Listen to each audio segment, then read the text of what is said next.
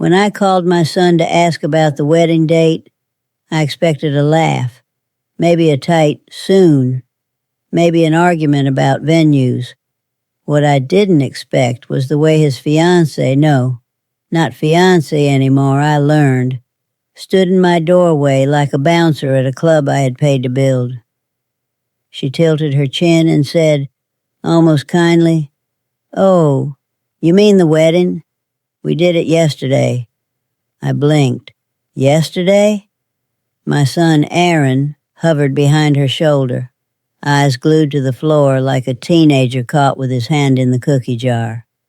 The woman in front of me, Mira, smiled with a chill that didn't reach her eyes. It was private. We only invited special people. Special people. The words slid under my ribs and stayed there. For 3 years I had been the steady engine behind their life. I had sent $500 at the start of every month to keep a roof over their heads. I had bought the sofa Mira was leaning on, the dining table where they ate, the microwave that warmed their late-night snacks. I had stocked their fridge when they called and said money was tight. I had done it without lectures, without guilt trips, because I told myself this is what mothers do when a young couple is starting out. But apparently, mothers like me were not special. I stood in my own hallway, phone in my hand, trying to understand how a wedding could happen yesterday without me hearing a whisper. In my closet upstairs hung a dusty blue dress I'd chosen for the occasion, tags still on it. Beside it were a pair of shoes I'd broken in around my kitchen, imagining I'd walk into a room full of family and take my place in the photos. And the photos did exist, just not with me in them. Aaron cleared his throat. "Mom, it was tiny, just us and witnesses." Mira nodded as if she were confirming the weather. "We didn't want drama. You know how people can be." I almost asked who people meant, but something in Aaron's posture stopped me. He didn't look surprised. He looked practiced, like they'd rehearsed this moment and assigned him the role of softening my reaction. "Congratulations," I said, and the word tasted like dust. "I'm going to make tea." They stayed only 10 minutes. Mira accepted the tea, set the cup down untouched, and glanced around my living room as if taking inventory. Aaron hugged me. The kind of hug you give an aunt you see twice a year. Arms loose, heart elsewhere. When the door shut, the house felt too hollow. I went upstairs and opened the closet. The dress hung there like a lie I'd told myself. On the shelf above it was an envelope with a crisp $1,000 inside, my wedding gift. I'd set it aside from my pension, skipping little comforts because I wanted to bless their beginning. Yesterday, they began without me. That night, I didn't cry right away. First, I scrolled. I told myself I shouldn't, but my fingers moved like they were looking for proof that I hadn't just been erased. And there it was, a stream of gleaming images on Mira's family social media, smiling faces, toasts, a backyard decorated with white lights, her parents standing proudly beside the couple, her siblings in matching outfits, a cake with their names piped in icing, Aaron in a suit, Mira in a white dress, a dress I recognized because last month she had texted me, "I'm short on the final payment. Could you help? Just this once." I had sent her $800 with a heart emoji because I didn't want her to feel alone. In the photos, she did not look alone. I set the phone down and stared at the ceiling until the room blurred. Then the tears came. Hot, hungry tears that weren't about the wedding alone. They were about years of swallowing the feeling that my love had become a transaction. that my place in my son's life could be measured by what I transferred in the morning, I woke up with a strange calm inside me, like a switch had been flipped. The hurt was still there, but it had hardened into something clearer.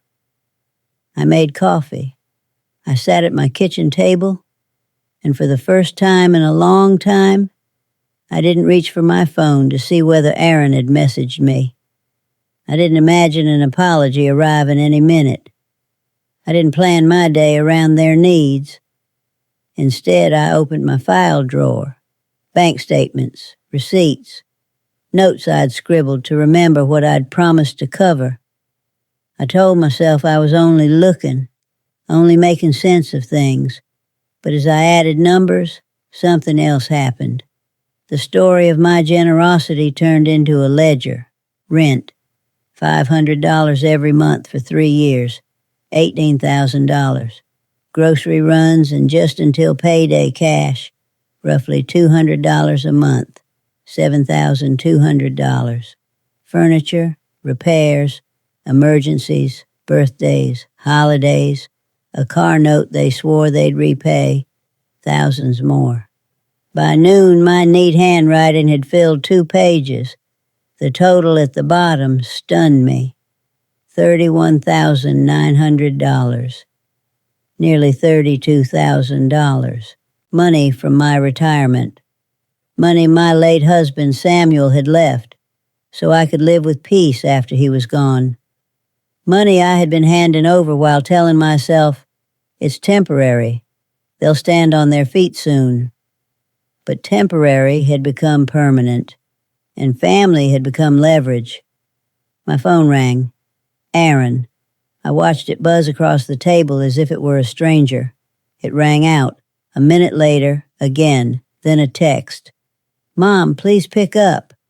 I stared at the message until the screen dimmed. Then I deleted it, not out of spite, out of a new kind of honesty. If he wanted to speak to me, he could have started with the truth before yesterday. At 2 o'clock, I took a walk. Not to the bank, not to the grocery store, not to solve anything. I walked because my legs needed to remember they belonged to me. I passed the playground where I used to push Aaron on a swing until my arms ached and he squealed, "Higher, Mom, higher." I remembered the boy who used to sprint into my arms after school and smell like crayons and grass. I remembered how he used to trace the lines in my palm and ask, "Does this mean you'll always be my mom?" Somewhere along the way, that boy grew into a man who let me be excluded, then tried to wrap it in excuses. I stopped in front of my bank branch, the one I'd been walking into like a machine for years. Inside, the lobby smelled the same, polished floors and stale air conditioning. I asked for Mr. Hastings, the manager, and when he saw me, his eyebrows lifted. "Mrs. Bennett," he said warmly, "automatic transfer day is next week. Everything okay?" "I'm here to stop them," I said. His smile faded. "Stop the transfers?" "All of them." He didn't argue. He just gestured for me to sit. He pulled up my account, and as he reviewed the schedule of regular payments, his expression shifted from surprise to concern. "These have been consistent," he said. "Are you being pressured to cancel?" I almost laughed. Pressured? I had pressured myself for years. "No," I said. "I'm doing the opposite. I'm relieving pressure." He nodded slowly. "We can cancel the automatic transfers and update your account access. If anyone else has authorized information, remove it," I said. "Everything." My phone buzzed in my purse like a trapped insect. I didn't look. I didn't need to. When I signed the last paper and stood up, I felt lighter than I had in years. The feeling startled me. I expected guilt to slam into my chest. Instead, there was air, space, a quiet that felt like mine. Outside, the sun hit my face, and I realized I was smiling without meaning to. That evening, I went home and did something small but symbolic. I cooked dinner for one, not a rushed sandwich, not the leftovers I'd been saving because they might need something. I roasted chicken and vegetables, set the table properly, and ate slowly. At 7:30, my doorbell rang. Through the peephole, I saw 3 figures, Aaron, Mira, and a man in a gray suit holding a leather folder. My stomach tightened, but my mind stayed oddly calm. I opened the door. Aaron stepped forward. "Mom, we need to talk." Mira didn't greet me. She scanned my face the way a shopper scans a price tag. The man in the suit smiled professionally. "Mrs. Bennett, I'm Daniel Mercer, attorney." "Attorney for what?" I asked. Mira answered before Aaron could. "For you." "For me," I repeated. Aaron exhaled like he'd been carrying a weight all day. "We went to the bank. They said you canceled the transfers. They said you locked down your accounts." And, Mira cut in, "It's not like you. It's alarming." Mercer opened his folder as if he were about to present a menu. "Your children, your son and his wife, are concerned about your well-being. Sudden changes in financial behavior can be a sign of stress or cognitive decline. They've asked me to discuss options that ensure you're protected." My mouth went dry. "Protected from what?" "From making decisions you might not fully understand," he said gently. Ah, there it was. Not concern, control. I looked past them into my own living room and my eyes landed on the sofa. My sofa, where Mira had once lounged with her feet tucked under her as if my generosity were a birthright. I remembered the words, "Only special people." I stepped back. "You can't come in." Mira's smile sharpened. "We're family." "Family knocks," I said. "Family doesn't arrive with a lawyer." Aaron's voice cracked. "Mom, please, let's just talk." I let them in, not because I wanted to, but because refusing would feed the story they were trying to build. I wanted everything in the light. Mercer sat at my dining table and opened a document. "This is a limited power of attorney. It would allow Aaron and Mira to help manage your finances, temporary, just until you feel stable again." Mira leaned forward, her voice a honeyed whisper. "It's just paperwork, Diane. You've been alone a long time. We're worried." "My name is Diane." She said it as if we were close. I didn't sit. I stood at the head of the table like a teacher. "You're worried because the money stopped." Aaron flinched. "That's not fair." "Isn't it?" I asked. "Tell me, Aaron. When was the last time you came here without needing something?" His silence answered. Mira's eyes flashed. "We needed help, okay? You always said you'd be there." "I said I'd be there," I corrected. "Not that I'd be your paycheck." Mercer cleared his throat. "Mrs. Bennett, let's keep emotions." "Emotions?" I interrupted. My voice stayed controlled, but it carried. "You are in my house attempting to label me unfit because I canceled transfers to 2 healthy adults. That's not emotion. That's manipulation." Mira's patience snapped. "You're acting paranoid, canceling things, ignoring calls, installing new locks." I blinked. "How do you know about locks?" Aaron looked away. They had been watching. They had been measuring. I picked up the paper Mercer had slid toward me. I didn't read it. I didn't need to. I folded it once, twice, then stood and walked to the kitchen trash. I dropped it in. Mira stood up so fast her chair scraped. "You can't do that." "I just did," I said. Aaron's face reddened. "Mom, you can't cut us off like this. We have rent, car payments, the credit card. You co-signed." "I helped," I said. "I supported you while you built your life. But you didn't build. You decorated, you bought, you planned, you assumed. Mira's voice rose. Because you made us feel safe. No, I said softly. I made you feel entitled. Mercer's tone hardened. Mrs. Bennett, if your family believes you're unable to make sound decisions, they can petition the court for guardianship. There it was again, the threat dressed as concern. Mira crossed her arms. It's for your own good. For my good, I echoed, tasting the absurdity. You mean for your access?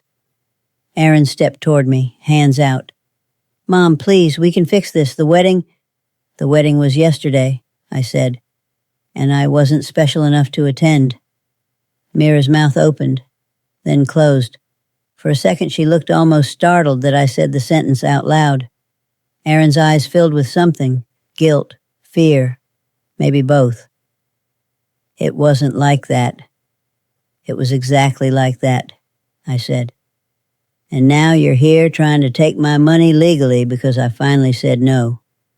Mercer stood, gathering his folder. This isn't over. I walked to the front door and held it open. It ends with you leaving my house. Now. Mira's voice turned icy. You're going to regret this when you're alone. I met her eyes. I've been alone for a long time, Mira. I just didn't admit it. They left with the wounded dignity of people who aren't used to consequences. When the door shut, my hands shook for the first time that day. Not from fear, though there was fear, but from the rush of something I hadn't felt in years. Agency. I slept badly that night, not because I missed them, but because my mind ran forward. If they were willing to bring a lawyer to my kitchen table, what would they do next? At 9 the next morning, I sat in the office of a different attorney, Grace Hollis. She was in her 60s with silver hair pulled into a neat twist and eyes that missed nothing. When I told her everything, from the wedding to the lawyer ambush, she didn't gasp. She didn't look shocked. She nodded as if she'd heard this story too many times. Diane, she said, this is elder financial exploitation, and the guardianship angle is a common move when the money source stops cooperating. My throat tightened. Can they do it? They can try, she said, but you can defend yourself, and you will. First, we document everything. Second, we secure your home and finances. Third, we update your estate planning so they can't punish you by grabbing what's left later. She slid a notepad toward me. Start with a timeline. Every payment, every request, every incident. I handed her my pages of numbers. Grace whistled softly. 31,900 in 3 years. I stared at the total. In her office, it looked less like generosity and more like a wound. This money, Grace said, was meant to support you, not to finance adults who treat you like a vending machine. A strange relief washed over me. Someone with authority was saying what my heart had been screaming. On the way home, I stopped at a locksmith and ordered new locks. I also paid for a basic camera system for my front porch. The young installer who came the next day showed me how to view the feed on my phone. Peace of mind, he said, smiling. He had no idea. That afternoon, my phone lit up with unknown numbers. I let them all go to voicemail. One message, and Mira's voice was syrupy and urgent at the same time. Diane, hi. It's us. We just need to talk like adults. The landlord is on our back. You probably forgot the transfer, that's all. Please call back. Forgot. As if my decision were a glitch in the system. I sat on my couch and listened to the message twice. Then I didn't delete it. I saved it. Grace had said, document everything. I didn't call back. Instead, I walked next door and introduced myself to the woman I'd nodded at for years, but never truly met. Her name was Evelyn Hart, and she answered the door holding a watering can. "You're Diane, right?" she asked. "I've seen you in your garden." "Yes," I said, surprised she knew. "I'm sorry. I realize we've been neighbors forever, and I've barely said hello." Evelyn studied my face like she could see the storm behind my smile. "Are you okay?" That simple question broke something open in me. Not the crying kind of break, the human kind. I hesitated, then said, "Would you like coffee? I could use company." Over mugs at my kitchen table, I told her the story in plain words. Evelyn listened, eyebrows knitting, then shaking her head slowly. "I went through a version of that," she said when I finished, "with my brother. The moment I set a boundary, he told everyone I was losing it." "What did you do?" "I got help," she said. "Legal help and emotional help. And I made friends who reminded me I wasn't crazy." She lifted her mug. "Welcome to the club you didn't ask to join." I laughed. A short, surprised sound. It felt good. For the first time in years, my world expanded beyond Aaron's orbit. 3 days later, the first escalation came. A woman in a blazer knocked at my door with a clipboard and a polite smile. "Mrs. Bennett, I'm from Adult Protective Services. We received a concern request for a wellness check." My blood went cold. Evelyn was in my living room when it happened, and I saw her jaw tighten. She leaned close and murmured, "Don't panic. Be calm. Let the facts do the work." I invited the investigator in. Her name was Ms. Rios. She asked questions about my daily routine, my finances, whether I felt isolated, whether I'd been influenced. I answered slowly, clearly, and then I called Grace Hollis. Grace arrived within 20 minutes, calm as a surgeon. She introduced herself, asked Ms. Rios for documentation, and then placed a folder on my table. "In this folder," Grace said, "is evidence of repeated financial demands, attempted coercion into signing a power of attorney, and social exclusion paired with dependence on my client's money." Ms. Rios opened it and flipped through, her expression changing as she read. "I was told Mrs. Bennett had become paranoid," she said. "I installed cameras after my son and his wife arrived with a lawyer to pressure me," I said. "That's not paranoia. That's precaution." Ms. Rios looked at me, really looked, as if comparing the picture she'd been given with the person in front of her. At the end of the visit, she closed her clipboard. "Based on what I've seen today, I have no concerns about your capacity or safety. I'll note that this report appears retaliatory." After she left, I sat down and exhaled like I'd been holding my breath for a week. Evelyn squeezed my shoulder. "See? Facts." But that night, alone in my bedroom, fear crept in. If they were willing to involve a government agency, what would they do with enough time and enough anger? The answer arrived a week later in an envelope delivered by certified mail, a petition. They were filing in court, asking for guardianship. I read the words twice, then a third time, my hands numb. They described me as erratic, isolated, financially uncharacteristic. They quoted Mira's statements. They included a neighbor's concern about cameras. They even claimed I'd refused medical care. Lies stacked like bricks. Grace read it and sighed. They're going for the big move. Can they win? I asked, and my voice sounded smaller than I wanted. Grace leaned forward. Diane, a guardianship isn't granted because someone is upset with you. It's granted when there's proof you cannot care for yourself or manage your decisions.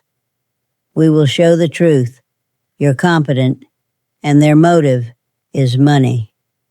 She arranged an independent evaluation with a specialist, Dr. Lila Jen, known for thorough capacity assessments. The appointment lasted 2 hours. Dr. Chen asked me to recall dates, interpret scenarios, solve basic math, explain my finances, and describe my relationships. She observed my calmness, my reasoning, my ability to articulate cause and effect. At the end, she smiled. Mrs. Bennett, your cognition is strong. Your decision to end financial support is rational and protective. The words felt like armor. In the days before the hearing, Evelyn organized a small circle of women from her book club to come meet me, not as witnesses, though some later would be, but as a reminder that my life could still be full. They brought soup, laughter, stories about grandchildren and travel plans, silly arguments about which novel was better. Nobody asked me for $1. Nobody measured my worth by what I could provide. The night before court, I visited Samuel's grave.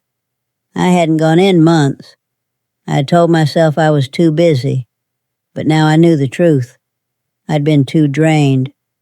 I brushed leaves off the stone and sat on the grass. I'm sorry, I whispered. I thought loving our son meant never saying no.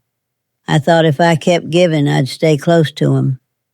The wind moved through the trees with a soft hush, and I imagined Samuel's old voice, gentle and firm. You can love him and still protect yourself. I'm trying, I said. I'm finally trying. Court morning came too quickly. Grace met me at my front door. I wore a simple navy suit and a pearl necklace Samuel had given me on our anniversary, not as a symbol of wealth.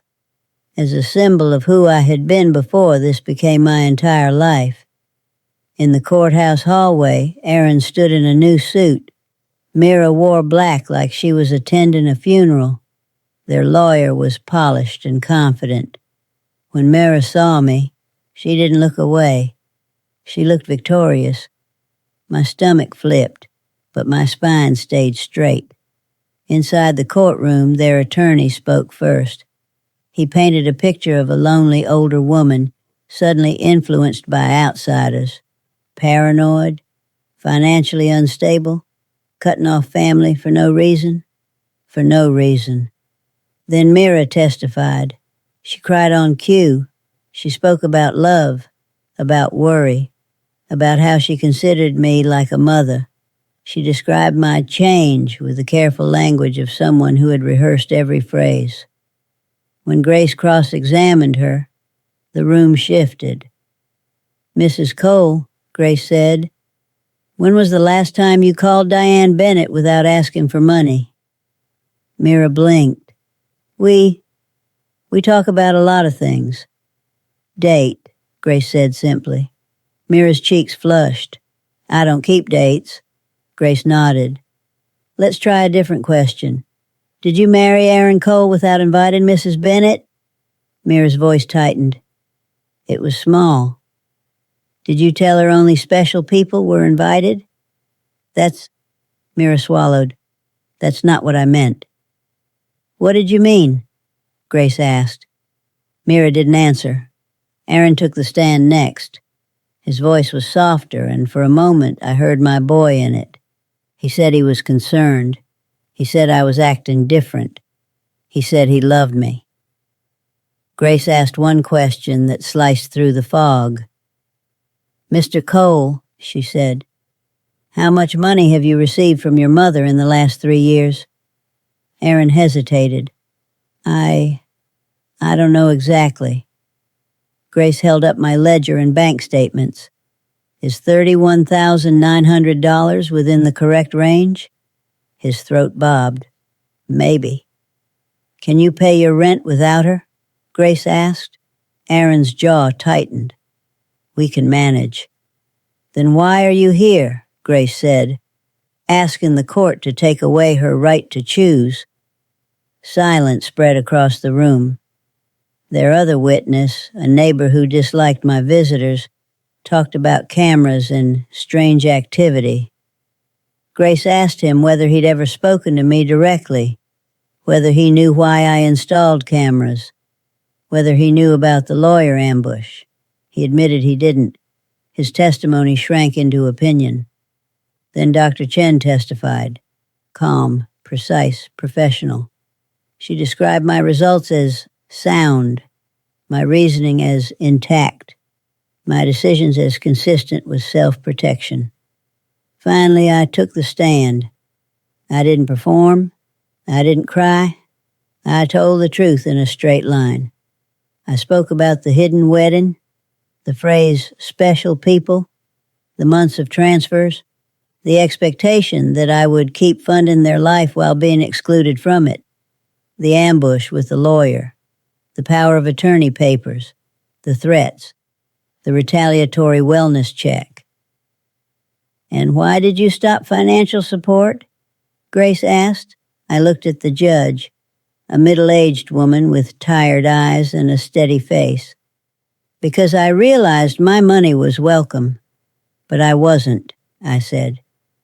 Because I'm 71, and I deserve to live the years I have left without being treated like a tool, and because loving my son shouldn't require me to abandon myself. The courtroom was quiet. Even Mira stopped shifting in her seat. The judge took a recess. 30 minutes felt like a day. When she returned, she didn't drag it out. This court finds no basis for guardianship, she said. Mrs. Bennett is competent. Her financial decisions are her right. The evidence suggests this petition is motivated by financial dependence, not genuine concern. My breath left my body in a shaky rush. The judge continued, I strongly advise the petitioners to seek counseling and to cease harassment. Further retaliatory actions may warrant protective orders. Mira's face hardened into something ugly and exposed. Aaron stared at the floor. As we walked out, Aaron stopped me in the hallway. His eyes were wet. Mom, he whispered, I didn't think it would go this far. I looked at him and felt grief like a slow wave. It went as far as you carried it, I said. I didn't file papers to take your freedom. You did that to me. Mira hissed his name like a warning and tugged his sleeve. They walked away. Outside the courthouse, Evelyn waited beside her car. She didn't ask for details. She just opened her arms, and I let myself be held for a moment like a person, not a resource. That night, I didn't celebrate loudly. I made tea. I sat in my quiet living room. I watched the porch camera feed once, not because I was afraid, but because I could. The silence felt different now. It wasn't emptiness. It was peace. Over the next month, I did practical things. I updated my will. I set clear boundaries for contact. Any communication had to go through Grace. I removed myself from co-signed accounts. I reconnected with my sister, Marjorie, who had been gently worrying for years but didn't know how to help. And then slowly, I did something I hadn't done in a long time. I planned a future. Not the future where I rescued 2 adults from the consequences of their choices. My future. I enrolled in a painting class at the community center. I joined Evelyn's book club. Even though I was rusty at finishing novels, I took a weekend trip to the coast and ate seafood by the water, watching the tide roll in and out like a patient breath. Sometimes, grief visited me. It came in quiet moments, when I saw a mother and son laughing in a grocery aisle, when I heard a wedding song on the radio, when I passed the aisle of greeting cards that said "Best Mom Ever" in glitter. But grief no longer controlled me. It simply reminded me of what I deserved. One evening, months later, I received a letter, not a legal one, a plain envelope, Aaron's handwriting. Inside was a single page. Mom, I'm sorry. I don't know how to fix what I broke, but I see now that I treated you like a safety net instead of a person. I don't expect money. I don't even expect forgiveness. I just wanted you to know I'm thinking about you. I read it twice.